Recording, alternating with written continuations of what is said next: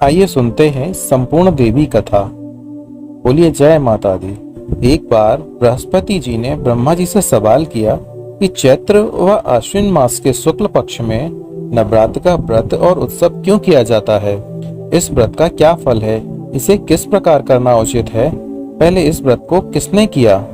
बृहस्पति जी के इस सवाल के जवाब में ब्रह्मा जी ने कहा, हे बृहस्पति, प्राणियों के हित की इच्छा से तुमने बहुत अच्छा प्रश्न किया है। दरअसल जो मनुष्य मनोरथ पूर्ण करने वाली दुर्गा, महादेव, सूर्य और नारायण का ध्यान करते हैं, वे मनुष्य धन्य हैं। यह नवरात्र व्रत संपूर्ण कामनाओं को पूर्ण करने वाला है। इसे करने से पुत्र की कामना वाले को पुत्र, धन की लालसा वाले को धन, विद्या की लालसा वाले को विद्या और सुख की इच्छा वाले को सुख मिलता है। इस व्रत को करने से रोगी मनुष्य का रोग दूर हो जाता है, मनुष्य की संपूर्ण विपत्तियां दूर हो जाती हैं और घर में समृद्धि की वृद्धि होती है। बंध्या को पुत्र प्राप्त होता है, समस्त पापों से छुटकारा मिल जाता है और मन का मनोरथ सिद्ध हो जाता है। ब्रह्मा जी के अनुसार जो मनुष्य इस नवरात्र व्रत को नहीं करता, वह अनेक दुखों को भोगता है और कष्ट व रोग से पीड़ित हो अंगहीनता को प्राप्त होता है। उसके संतान नहीं होती और वह धन धान्य से रहित हो भूख और प्यास से व्याकुल घूमता फिरता है तथा संज्ञाहीन हो जाता है। जो सद्भा स्त्री इस व्रत को नहीं करती, वह पति सुख से वंचित हो नाना दुखों को भोगती है। यदि व्रत करने वाला मनुष्य सारे दिन का उपवास न कर सके तो एक समय का भोजन करे और 10 दिन बांधवों सहित नवरात्र व्रत की कथा का श्रवण करे। हे बृहस्पति, जिसने पहले इस महाव्रत को किया है, वह कथा मैं तुम्हें सुनाता हूँ, तुम सावधान होकर सुनो। इस प्रकार ब्रह्मा जी का वचन सुनकर बृहस्पति जी बोले, हे ब्राह्मण मनुष्यों का कल्याण करने वाले, इस व्रत के इतिहास को मेरे लिए कहो, मैं सावधान होकर सुन रहा हूँ। आपकी शरण में आए हुए मुझ पर कृपा करो। ब्रह्मा जी बोले, प्राचीन काल में मनोहर नगर में पीटक नाम का एक अनाथ ब्राह्मण रहता था। वह भगवती दुर्गा का भक्त था। उसके संपूर्ण सद्गुणों से युक्त सुमति नाम की एक अत्यंत सुंदरी कन्या उत्पन्न हुई। वह कन्या सुमति अपने पिता के घर बाल्यकाल में अपनी सहेलियों के साथ क्रीड़ा करती हुई इस प्रकार बढ़ने लगी जैसे शुक्ल पक्ष में चंद्रमा की कला बढ़ती है। उसका पिता प्रतिदिन जब माँ दुर्गा की पूजा कर होम किया करता, वह उस समय नियम से वहाँ उपस्थित रहती। एक दिन सुमति अपनी सखियों के साथ खेल में लग गई और भगवती के पूजन में उपस्थित नहीं हुई। उसके पिता को पुत्री की ऐसी असावधानी देखकर क्रोध आया और वह पुत्री से कहने लगा, अरे दुष्ट पुत्री, आज तूने भगवती का पूजन नहीं किया, इस कारण मैं किसी कुष्ठ रोगी या दरिद्र मनुष्य के साथ तेरा विवाह करूंगा। पिता का ऐसा वचन सुनकर सुमति को बड़ा दुख हुआ और पिता से कहने लगी, हे पिता, मैं आपकी कन्या हूँ तथा सब तरह से आपके अधीन हूँ, जैसी आपकी इच्छा हो वैसा ही करो। राजा से, कुष्ठी से, दरिद्र से अथवा जिसके साथ चाहो मेरा विवाह कर दो, पर होगा वही जो मेरे भाग्य में लिखा है। मेरा तो अटल विश्वास है, जो जैसा कर्म करता है उसको कर्मों के अनुसार वैसा ही फल प्राप्त होता है, क्योंकि कर्म करना मनुष्य के अधीन है पर फल देना ईश्वर के अधीन है। जैसे अग्नि में पड़ने से तृष्णा उसको अधिक प्रदीप्त कर देती है, इस प्रकार कन्या के निर्भयता से कहे हुए वचन सुनकर उस ब्राह्मण ने क्रोधित हो अपनी कन्या के विवाह एक कुष्ठी के साथ कर दिया और अत्यंत क्रोधित हो पुत्री से कहने लगा, हे पुत्री, अपने कर्म का फल भोगो, देखें भाग्य के भरोसे रहकर क्या करती हो। पिता के ऐसे कटु वचनों को सुन सुमति मन में विचार करने लगी, अहो मेरा बड़ा दुर्भाग्य है जिससे मुझे ऐसे पति मिला।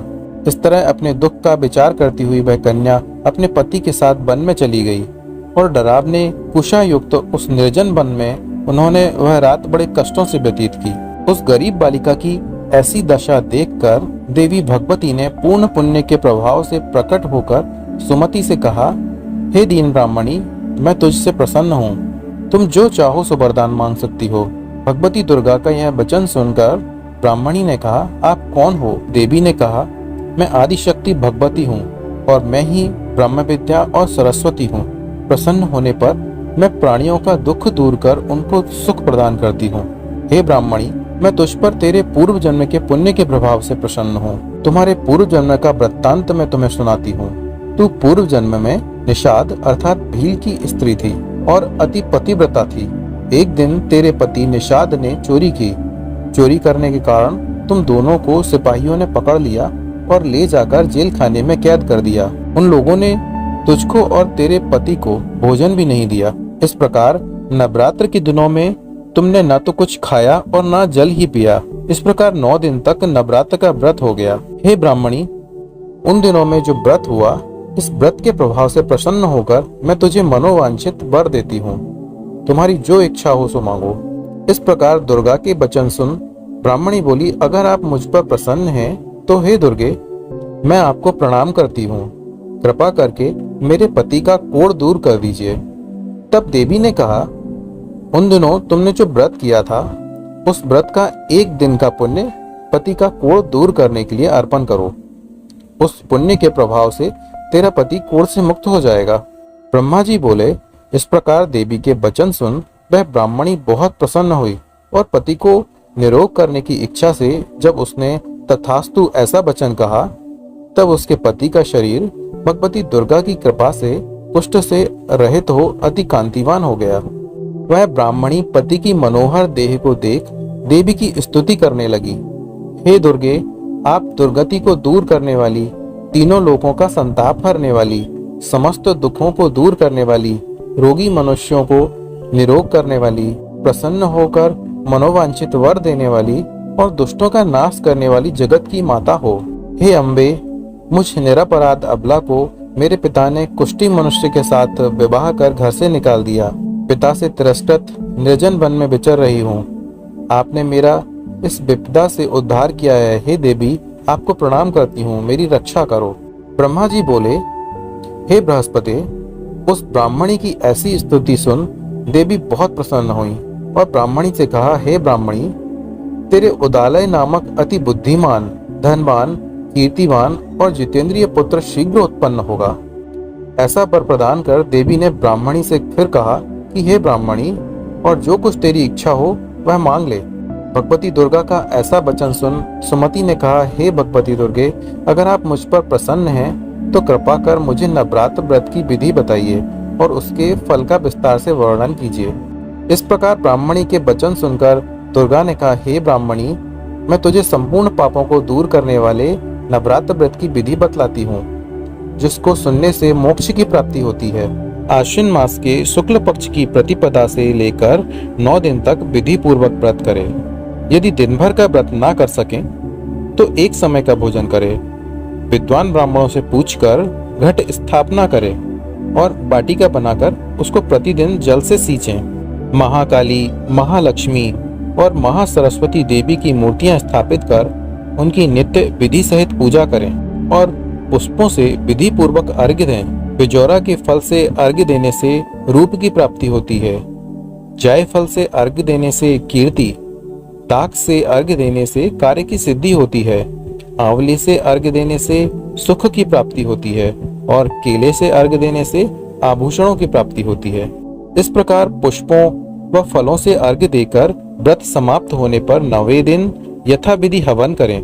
खांड, घी, गेहूं, शहद, जौ, तिल, बिल्व, नारियल, दाख और कदम्ब आदि से हवन करें। गेहूं से होम करने से लक्ष्मी की प्राप्ति होती है।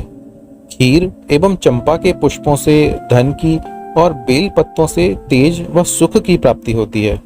आंवले से कीर्ति की और केले से पुत्र की, कमल से राज सम्मान की और दाखों से संपदा की प्राप्ति होती है। खांड, घी, नारियल, शहद, जौ और तिल तथा फलों से होम करने से मनोवांछित वस्तु की प्राप्ति होती है। व्रत करने वाला मनुष्य इस विधि विधान से होम कर आचार्य को अत्यंत नम्रता के साथ प्रणाम करे और यज्ञ की सिद्धि के लिए उसे दक्षिणा दे। इस प्रकार बताई हुई विधि के अनुसार जो व्यक्ति व्रत करता है उसके सब मनोरथ सिद्ध होते हैं। इसमें तनिक भी संदेह नहीं है। इन 9 दिनों में जो कुछ दान आदि दिया जाता है उसका करोड़ों गुना फल मिलता है। इस नवरात्र व्रत के करने से अश्वमेघ यज्ञ का फल मिलता है। हे ब्राह्मणी, इस संपूर्ण कामनाओं को पूर्ण करने वाले उत्तम व्रत को तीर्थ, मंदिर अथवा घर में विधि के अनुसार करें। ब्रह्मा जी बोले, हे बृहस्पति, इस प्रकार ब्राह्मणी को व्रत की विधि और फल बताकर देवी अंतर्ध्यान हो गईं। जो मनुष्य या स्त्री इस व्रत को भक्ति पूर्वक करता है वह इस लोक में सुख प्राप्त कर अंत में दुर्लभ मोक्ष को प्राप्त होता है। हे बृहस्पति, यह इस दुर्लभ व्रत का महात्म्य है जो मैंने तुम्हें बतलाया है। यह सुन बृहस्पति जी आनंद से प्रफुल्लित हो गए और ब्रह्मा जी से कहने लगे कि हे ब्राह्मण, आपने मुझ पर अति कृपा की जो मुझे इस नवरात्र व्रत का महात्म्य सुनाया। ब्रह्मा जी बोले, हे बृहस्पति, यह देवी भगवती शक्ति संपूर्ण लोकों का पालन करने वाली है। इस महादेवी के प्रभाव को कौन जान सकता है। बोलिए जय माँ भगवती।